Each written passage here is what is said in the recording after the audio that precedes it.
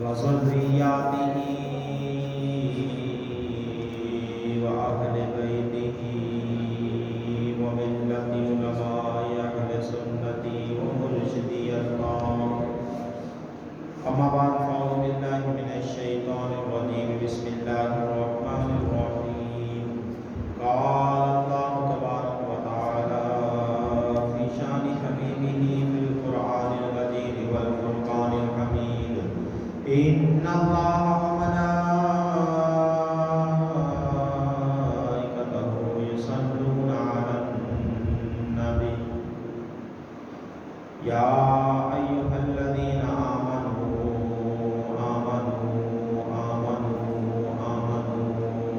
صلوا عليه وسلموا تسليما.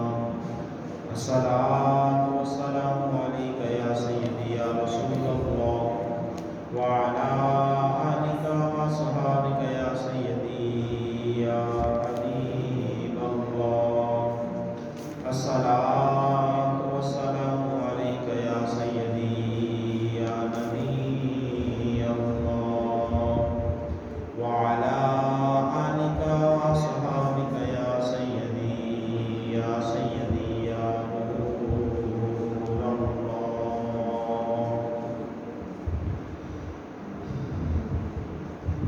اللہ تبارک و تعالیٰ کے حمد و ثنا اور اس کے پیارے حبیب علیہ الصلوۃ والسلام کی ذات بارک تبارک ہدیہ درود و سلام کے بعد تمام دوست احباب اور حاضرین سامعین کو میری طرف سے مہربانہ السلام علیکم ورحمۃ اللہ وبرکاتہ.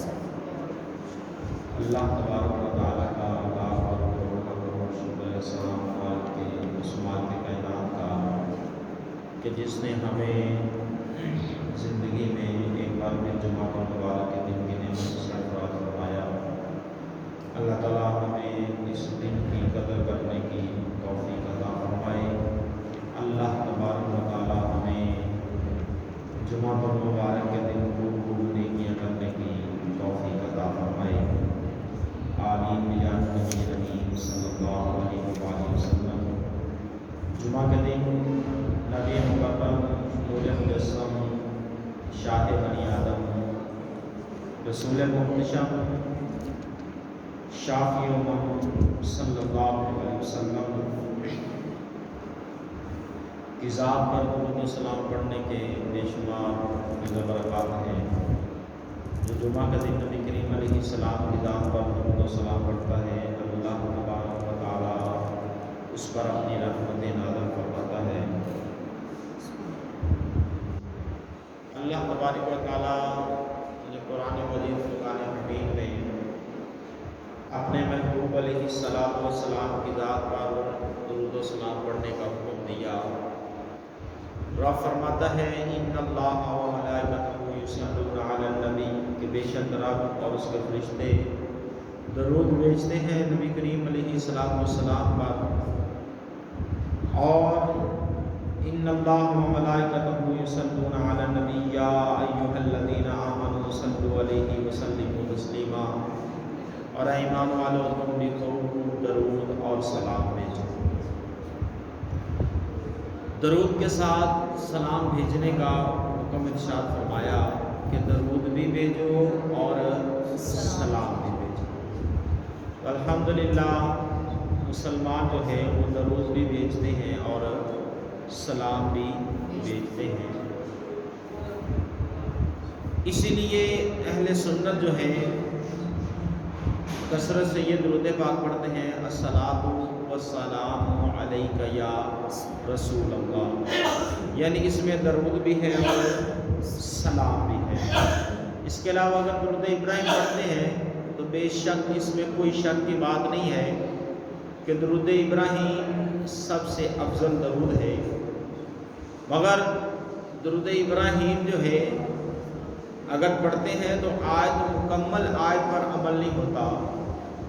اس کے ساتھ علیحدہ سے سلام پڑھنا ضروری ہے. مگر جب یہ درود پاک پڑھتے ہیں الصلاۃ والسلام علیک یا رسول اللہ تو پھر قرآن پاک کی اس آیت اللہ کی اس حکم پر جو ہے وہ مکمل عمل ہو جاتا ہے. اب اگر کوئی بندہ یہ اعتراض کرے کہ جناب آپ پھر نماز کے اندر بھی درود ابراہیم نہ پڑھیں پھر یہ درود پاک پڑھیں، تو اس کے اعتراض کا جواب یہ ہے کہ بھائی نماز کے اندر ہم درود بھی پڑھتے ہیں، سلام بھی پڑھتے ہیں۔ نماز کے اندر درود پڑھنا سنت ہے اور سلام پڑھنا واجب ہے۔ نماز کے اندر اگر سلام نہیں پڑھیں گے تو نماز نہیں ہوگی۔ اس لیے یہ اعتراض درست نہیں ہے، کیونکہ رب نے درود اور سلام پڑھنے کا حکم دیا، درود بھی پڑھو سلام بھی پڑھو۔ تو ہم یہ کہتے ہیں کہ نماز کے اندر ہم درود بھی پڑھتے ہیں سلام بھی پڑھتے ہیں۔ اب سلام ہم درود سے نماز کے اندر پہلے پڑھتے ہیں، التحیات للہ والصلوات والطیبات السلام علیکا ایھا النبی، اے نبی آپ پر سلام ہو۔ اب نماز کے اندر ہم نے سلام پڑھ لیا، اب سلام پڑھنے کے بعد پھر ہم درود پاک پڑھتے ہیں، اللہم صلی علی محمد وعلی آل محمد۔ تو پتہ چلا کہ نماز بھی اس وقت تک پوری نہیں ہوتی جب تک اللہ کے اس حکم پر مکمل عمل نہ کر لیا جائے۔ تو لہذا جمعہ کے دن درود پڑھنا چاہیے، سلام پڑھنا چاہیے، اور الحمدللہ یہ شعبان المعظم کا مہینہ ہے، اور شعبان المعظم کا مہینہ جو ہے یہ میرے آقا کا مہینہ ہے۔ اس کو ماہ شعبان بھی کہتے ہیں اور ماہ درود و سلام بھی کہتے ہیں، کہ اس مہینے کے اندر نبی کریم رؤوف رحیم علیہ السلام کی ذات پر جو ہے وہ کثرت سے درود پاک پڑھا جاتا ہے۔ اللہ تعالیٰ ہمیں نبی کریم علیہ السلام کی ذات پر کثرت سے درود پاک پڑھنے کی توفیق عطا فرمائے۔ درود پاک ایک ایسا عمل ہے، ایسا وظیفہ ہے، ایسا ہتھیار ہے کہ جو اللہ تبارک و تعالیٰ نے مومن کو عطا کیا ہے، اور اس کے ذریعے اللہ تعالیٰ ہر مشکل میں آسانی پیدا کر دیتا ہے، ہر مشکل میں آسانی پیدا ہوتی ہے۔ کیوں؟ کہ اللہ نے اپنے محبوب کو مشکل کشا بنا کر دنیا میں بھیجا۔ اللہ نے اپنے محبوب کو رحمت للعالمین بنا کر اس دنیا میں پیدا فرمایا۔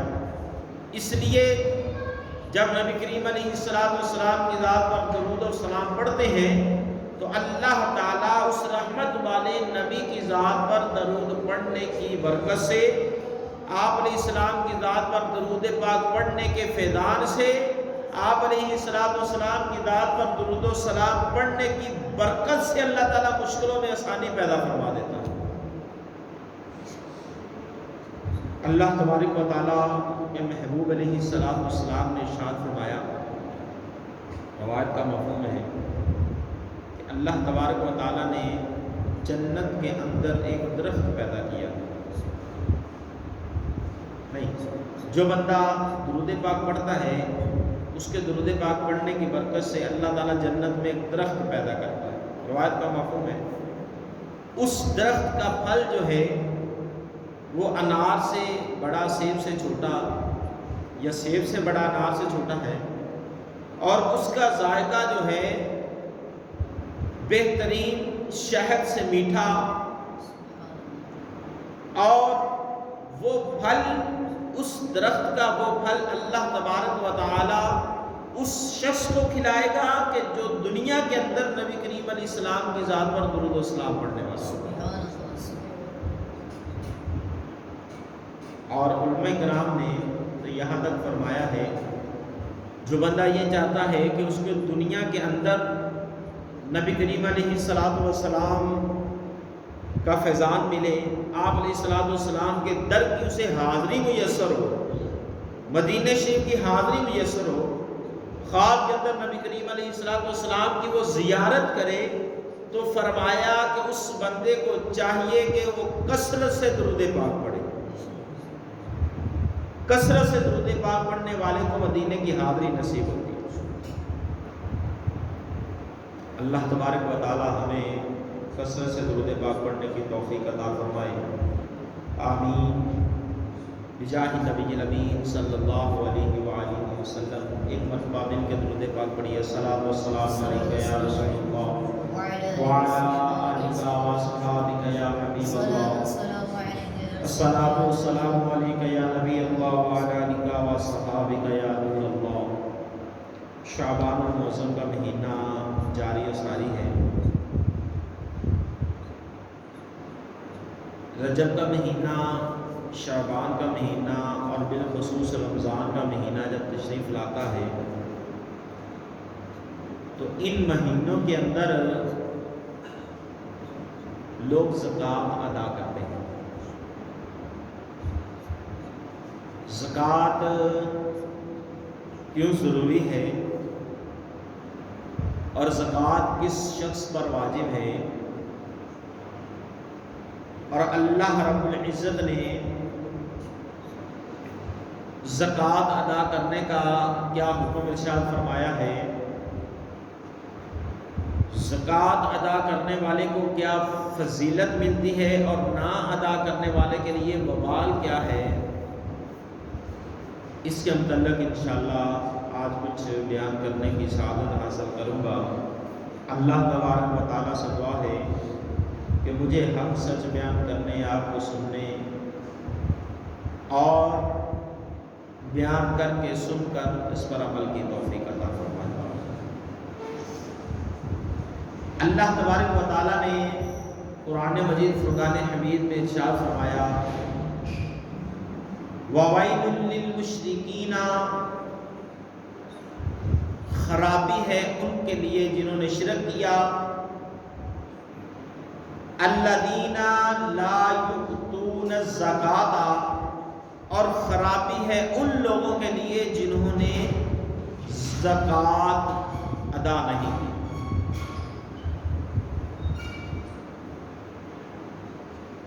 اب اس آیت کے اندر جو ہے وہ اللہ تبارک و تعالیٰ نے دو لوگوں کا ذکر کیا۔ پہلے تو فرمایا کہ وہ لوگ خرابی میں ہیں، دھوکے میں ہیں، اپنے آپ کو انہوں نے دھوکے کے اندر رکھا ہوا ہے کہ جن کے پاس ایمان کی دعوت تو پہنچی،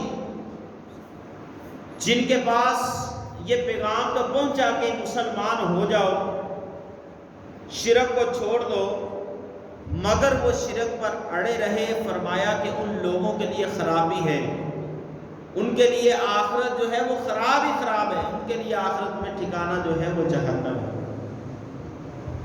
اب زکوٰۃ کی اہمیت کو سمجھیں کہ زکوٰۃ ادا نہ کرنے والے کا ذکر جو ہے وہ مشرکین کے ساتھ کیا گیا ہے۔ فرمایا کہ جس طرح مشرکین جو ہیں وہ دھوکے میں ہیں، خرابی میں ہیں، اسی طرح وہ لوگ بھی جو ہیں وہ دھوکے میں ہیں، خرابی کے اندر ہیں، جو اللہ کے دیے ہوئے مال میں سے زکوٰۃ ادا نہیں کرتے۔ جو زکوٰۃ نہیں دیتے وہ لوگ خرابی کے اندر ہیں۔ وہ مت سوچے کہ ہم مال بچا کے کامیاب ہو جائیں گے، یا یہ مال جو ہم زکوٰۃ ادا نہیں کر رہے یہ مال ہمیں بچا لے گا، یا یہ مال ہمارے کام آئے گا۔ زکوٰۃ کا جو مال ہے وہ نہ دنیا میں کام آتا ہے نہ آخرت میں آتا ہے۔ یعنی جو زکوٰۃ ادا نہیں کرتا، نبی کریم علیہ السلام نے ارشاد فرمایا کہ اس کا مال اتنی دیر تک پاک نہیں ہوتا۔ زکوٰۃ جو ہے یہ مال کو پاک کر دیتی ہے، اور جو نہیں زکوٰۃ ادا کرتا وہ اس کا وبال دنیا میں بھی اٹھاتا ہے اور آخرت میں تو پھر اس کا وبال ہے ہی ہے۔ اب زکوٰۃ نہ ادا کرنے کا دنیا میں کیا وبال ہے؟ دنیا کے اندر زکوٰۃ ادا نہ کرنے کے بے شمار وبال آ سکتے ہیں۔ یعنی بندہ ایسی بیماری میں مبتلا ہو جائے کہ اس کا علاج ہی نہ ہو، ساری زندگی دوائیں کھاتا گزر جائے۔ جو زکوٰۃ دینی تھی، کسی غریب کا حق تھا، کسی مسکین کا حق تھا، اس کو نہیں دیا، اب وہ پیسے بچا کے رکھے، اب وہ پیسے جو بچائے تھے وہ دوائیوں کے اوپر لگ گئے۔ بندہ بیمار ہو گیا، کوئی ایسا نقصان ہو گیا جو نہیں ہونا چاہیے تھا، اب وہ زکوٰۃ کے مال ادھر نکل گیا۔ ایکسیڈنٹ ہو گیا، ناجائز کوئی مقدمہ سر پہ آ پڑا، چوری ہو گئی، ڈکیتی ہو گئی، یعنی یہ زکوٰۃ کا مال پھر نکل جاتا ہے، رہتا نہیں ہے۔ تو اس لیے اللہ تبارک و تعالیٰ نے فرمایا جو زکوٰۃ ادا نہیں کرتے ان کے لیے بھی خرابی ہے، اور جو مشرکین ہیں ان کے لیے بھی خرابی ہے، جو شرک کرنے والے۔ اور آگے قرآن پاک میں اللہ تبارک و تعالیٰ نے ارشاد فرمایا وَلَا يَحْسَبَنَّ الَّذِينَ يَقْنُونَ بِمَا آتَاهُمُ اللَّهُ مِنْ فَضْلِهِ هُوَ خَيْرٌ لَّهُمْ هُوَ شَرٌّ لَّهُمْ سَيَطُوقُونَ مَا بَخِلُوا بِهِ يَوْمَ الْقِيَامَةِ۔ اور فرمایا جو بخل کرتے ہیں، کنجوسی کرتے ہیں اللہ کے مال کے اندر، جو بخیل ہیں، کنجوسی کرتے ہیں اس چیز میں جو اللہ نے انہیں اپنے فضل سے دی ہے۔ بات سمجھ میں آ گئی نا؟ تو کام بن جائے گا۔ اللہ فرماتا ہے جو بخل کرتے ہیں اس چیز میں جو اللہ نے اپنے فضل سے دی ہے۔ اب جس کے پاس بھی مال ہے، پیسے ہیں، کوئی چیز ہے، آپ بتائیں کہ کیا اللہ کا اس پر فضل نہیں ہے؟ کیا اللہ نے اپنے فضل سے نہیں عطا کی؟ میرے پاس گاڑی ہے، میں بھی اللہ کا بندہ ہوں، جس کے پاس سائیکل ہے وہ بھی اللہ کا بندہ ہے، پیدا دونوں کو اللہ نے کیا ہے، رزق دونوں کو اللہ دینے والا ہے، مگر مجھے گاڑی دی ہے، اس کو سائیکل دی ہے، کیا یہ مجھ پر اللہ کا فضل نہیں ہے؟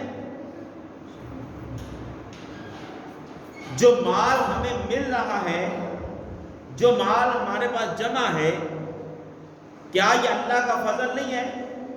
وہ چاہے تو ہمیں فقیر بنا دے، وہ چاہے تو ہمیں زکوٰۃ لینے والوں میں شامل کر دے۔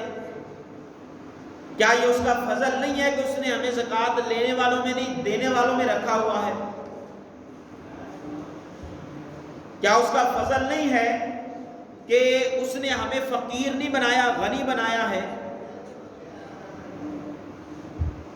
کیا یہ اس کا فضل نہیں ہے کہ اس نے لوگوں کے اندر ہمیں ایک عزت دار انسان بنایا ہے؟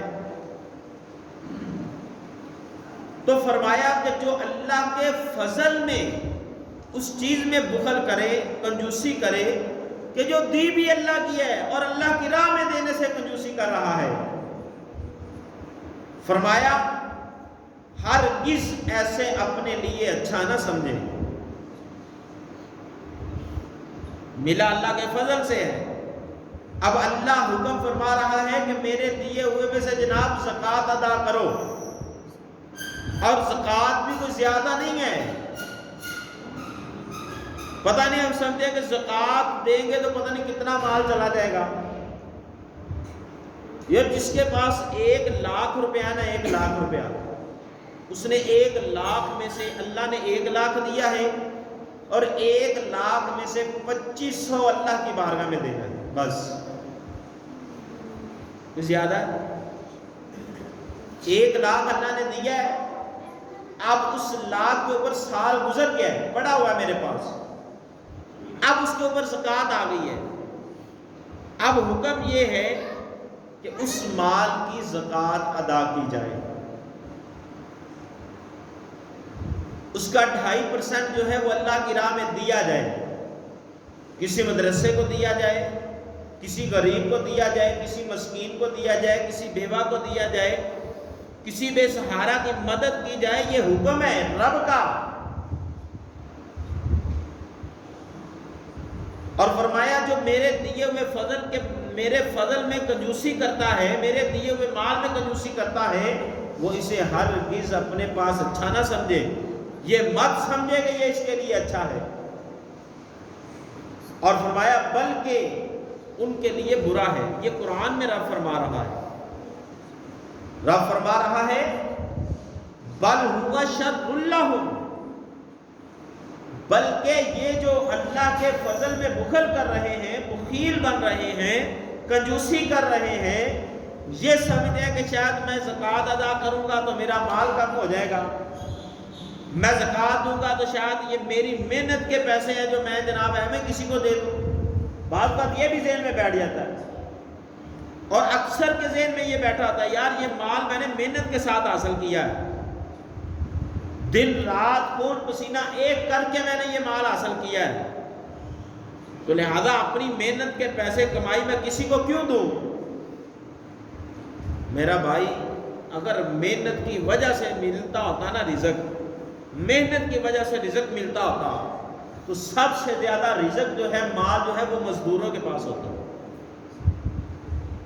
اگر محنت کی بنا پر ملتا ہوتا تو سب سے زیادہ مال مزدوروں کے پاس ہوتا کہ جتنی مزدور محنت کرتے ہیں، صبح 7-8 بجے سے لے کر شام 4-5-6 بجے تک جناب لگاتار کام کرتے ہیں اور ہارڈ کام کرتے ہیں، سردی ہو پھر بھی انہوں نے کرنا ہے، گرمی ہو تو پھر بھی انہوں نے کرنا ہے۔ اگر محنت کے ساتھ ملتا ہوتا تو یہ جو مزدور ہیں یہ زیادہ مالدار ہوتے ہیں۔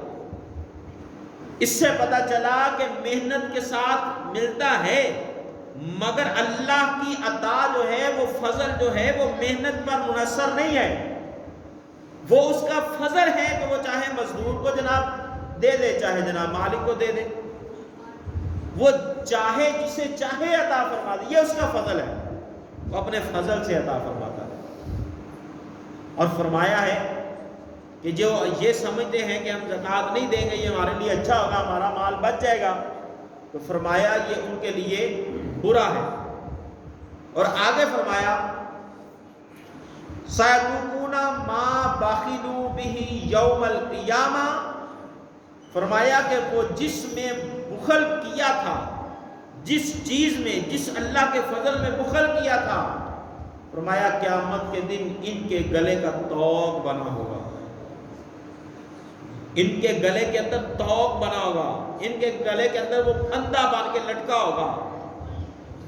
جو زکوٰۃ ادا نہیں کرتے یا اللہ کے فضل دیے ہوئے مال میں سے اللہ کی راہ میں خیرات صدقہ نہیں کرتے، تو یہ اللہ فرما رہا ہے کہ یہ ان کے لیے اچھا نہیں ہے، یہ ان کے لیے قیامت کے دن جو ہے وہ طوق، گلے کے اندر پھندا بنا ہوگا، یہی مال ان کے گلے میں طوق بنا کر ڈال دیا جائے گا۔ اللہ اکبر کبیرہ۔ اور فرمایا وَلِلَّهِ مِيرَاثُ السَّمَاوَاتِ وَالْأَرْضِ، یاد رکھو، مت اس بات پر گمان کرنا کہ میرے پاس مال ہے اور یہ سارا میرا ہے، میرے پاس جناب جو کچھ ہے یہ میرا ہے، نہ رب فرماتا ہے اس پہ مان نہ کرنا اور کبھی یہ ذہن میں نہ لانا۔ رب فرماتا ہے وَلِلَّهِ مِيرَاثُ السَّمَاوَاتِ وَالْأَرْضِ، جو کچھ زمین میں ہے اور جو کچھ آسمانوں میں ہے سب کا وارث میرا رب ہے، سب کا وارث میرا رب ہے۔ اللہ اکبر کبیرہ۔ اور فرمایا واللہ بما تعملون خبیر، اور اللہ ہی سب کا وارث ہے، زمین اور آسمان کا، اور اللہ تمہارے کاموں سے خبردار ہے، تمہارے کاموں سے اللہ خبردار ہے۔ تم کیا کر رہے ہو، کیسے کر رہے ہو، دن کو کیا کرتے ہو، رات کو کیا کرتے ہو، لوگوں کے اندر کیا کرتے ہو، تنہائی میں بیٹھ جائے تو پھر کیا کرتے ہو، چھپ کے کیا کرتے ہو، سرے عام کیا کرتے ہو، تم کیا لوگوں کے خلاف پلان بناتے ہو، تمہارے ذہن کے اندر لوگوں کے خلاف، اللہ کی مخلوق کے خلاف، اللہ کے بندوں کے خلاف کیا ہے۔ رب فرماتا ہے واللہ بما تعملون خبیر، اللہ ہر بات سے خبردار ہے، وہ ہر بات جانتا ہے، وہ تو دلوں کے احوال بھی جانتا ہے، تمہارے دلوں کے اندر چھپی ہوئی باتیں جو ہیں وہ تو علیم بذات الصدور ہے، وہ بھی جانتا ہے۔ اللہ اکبر کبیرہ۔ اور آگے اللہ تبارک و تعالیٰ نے قرآن مجید فرقان حمید میں ارشاد فرمایا یوم یحمى علیہا فی نار جہنم جہنم فتکوی بہا جیابہم،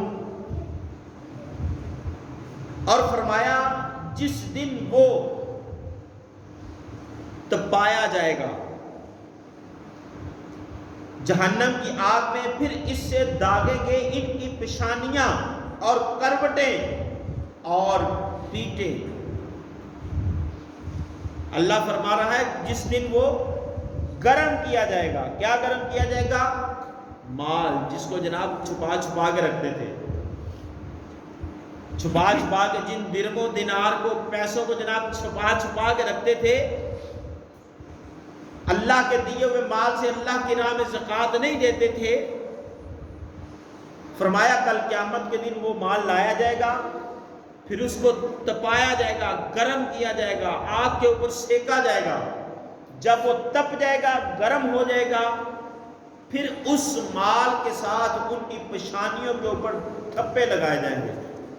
وہی مال پیشانیوں پہ دبا جو ہے دبے لگائے جائیں گے، نشان لگائے جائیں گے۔ گرم گرم درم و دینار جو ہے وہ پیشانیوں پہ، کروٹوں پہ، پیٹوں کے اوپر جو ہے وہ لگائے جائیں گے۔ اللہ اکبر کبیرہ۔ اور فرمایا وہ جو تم نے اپنے لیے جوڑ کر رکھا تھا، اب چکھو مزہ اس جوڑے ہوئے مال کا، اب مزہ چکھو۔ یہ قرآن پاک کی آیات جو میں پڑھ کے سنا رہا ہوں، ان کے اندر تو واضح واضح جو ہے وہ بیان ہے۔ ہم قرآن پڑھتے نہیں ہیں نا، اس لیے پتہ نہیں ہے۔ اس کے اندر تو واضح واضح رب نے فرمایا ہوا ہے، واضح واضح اس کے اندر بیان ہے کہ جو تم، رب فرما رہے جو مال جمع کر کے رکھتے ہو، چھپا کے رکھتے ہو، اس کی زکوٰۃ ادا نہیں کرتے، اللہ کی راہ میں خیرات نہیں کرتے، غریبوں کو نہیں دیتے، بلکہ چھپا کے اپنے پاس جمع رکھتے ہو، فرمایا یہ مال کل قیامت کے دن لایا جائے گا، اس کو گرم کیا جائے گا، اور گرم کر کے یہ تمہارے جسموں کے اوپر لگایا جائے گا۔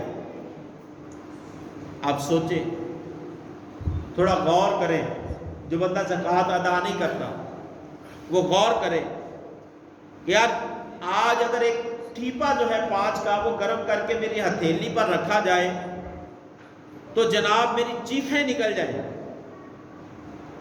چیخیں نکل جائیں میری۔ اور رب فرماتا ہے جو مال تم جمع کر کے رکھتے ہو، یہی مال کل قیامت کے دن تمہارے اوپر جو ہے وہ عذاب بنا دیا جائے گا۔ اب اس مال سے مراد کیا ہے؟ جمع کر کے رکھنے والے مال سے مراد یہ ہے وہ مال جو ناجائز طریقے سے حاصل کیا گیا ہو، حرام طریقے سے حاصل کیا گیا، اور دوسرا وہ مال جس مال کی زکوٰۃ نہیں ادا کی جاتی۔ جو بندہ حلال بھی کماتا ہے اور اپنے مال کا پورا پورا حساب لگا کے زکوٰۃ بھی ادا کرتا ہے، وہ اس وعید میں نہیں آئے گا، چاہے اس کے پاس کروڑوں اربوں روپے جمع ہو، چاہے اس کے پاس جتنا مرضی مال جمع ہو، مگر وہ ایک تو ناجائز نہیں کرتا، حرام نہیں کماتا، دوسرا اپنے مال کا حساب لگا کے پوری زکوٰۃ ادا کرتا ہے۔ یہ وہ بندہ اس وعید سے، اس عذاب سے بری ہے۔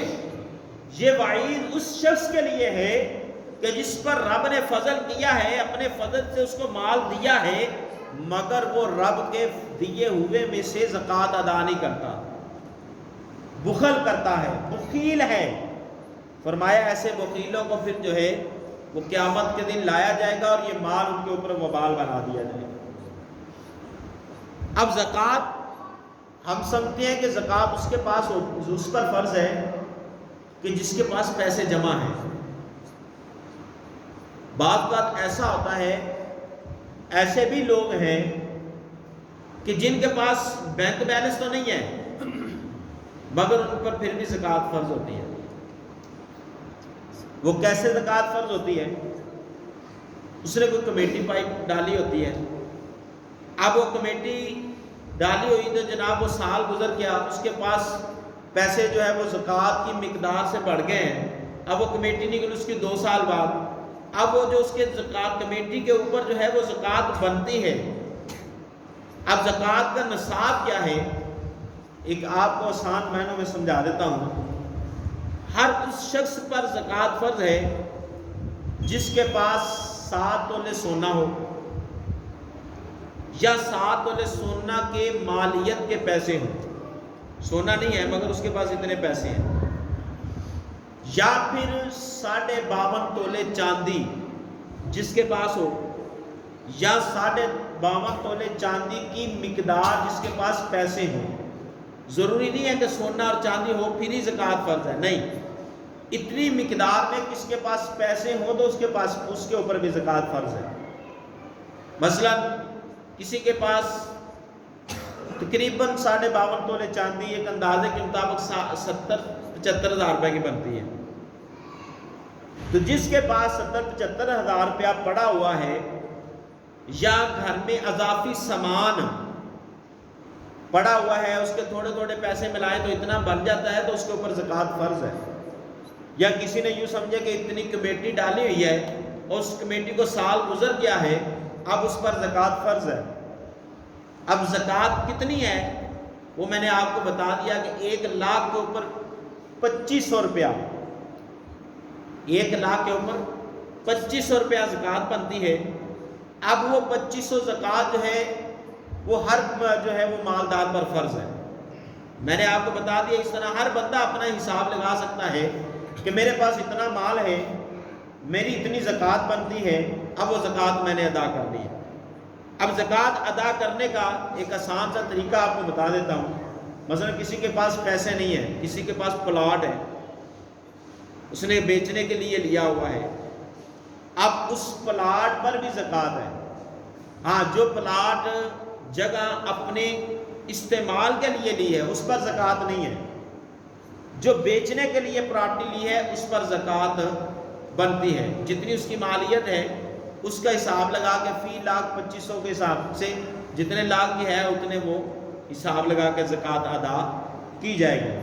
تو بات کرنے کا مقصد یہ ہے، یہ قرآن پاک کی میں نے آیات پڑھی ہے، اس کے اندر اللہ تبارک و تعالیٰ نے واضح فرمایا ہے کہ زکوٰۃ جو ہے جو نہیں دے گا اللہ تبارک و تعالیٰ وہ مال اس کے لیے وبال بنا دے گا، وہ مال کل قیامت کے دن اس کے لیے عذاب بن جائے گا۔ وقت کم ہے، زکوٰۃ کے مسائل ہمیں سیکھنے چاہیے، پوچھنے چاہیے، معلومات اس بات کی ہونی چاہیے۔ جس کے پاس مال نہیں ہے اس کو بھی معلومات لینی چاہیے کہ یار کہیں میرے اوپر زکوٰۃ فرض ہوا ہے تو نہیں، اس کو بھی معلومات لینی چاہیے۔ جس کے پاس مال ہے اس کو بھی معلومات لینی چاہیے کہ یار میرے اوپر زکوٰۃ بنتی ہے تو کتنی بنتی ہے۔ اب زکوٰۃ بنتی ہے، زکوٰۃ نکالی بھی ہے، اب زکوٰۃ دینی کس کو چاہیے یہ بھی معلومات نہیں ہوتی۔ انشاءاللہ نیکسٹ جمعے یا پھر اگلے جمعے یا کسی موقع پہ انشاءاللہ اس پر بھی بات کریں گے کہ زکوٰۃ کس کو دے سکتے ہیں اور کس کو نہیں دے سکتے۔ بعض بات پتہ ہے زکوٰۃ نکالتے ہیں لوگ اور زکوٰۃ نکال کے تقسیم کیسے کر رہے ہوتے ہیں، کوئی بھی فقیر آیا اس زکوٰۃ میں سے 500 اس کو دے دیا، 100 کسی کو دے دیا، 50 کسی کو دے دیے، 10 کسی کو دے دیے، یہ زکوٰۃ ادا ہو رہی ہے۔ ایسے زکوٰۃ ادا نہیں ہوتی۔ انشاءاللہ پھر زندگی رہی تو اس کا طریقہ بیان کریں گے۔ اللہ تبارک و تعالیٰ عمل کی توفیق عطا فرمائے، آمین بجاہ نبی الامین جن 200 سنت ادا کریں سنت ادا کریں۔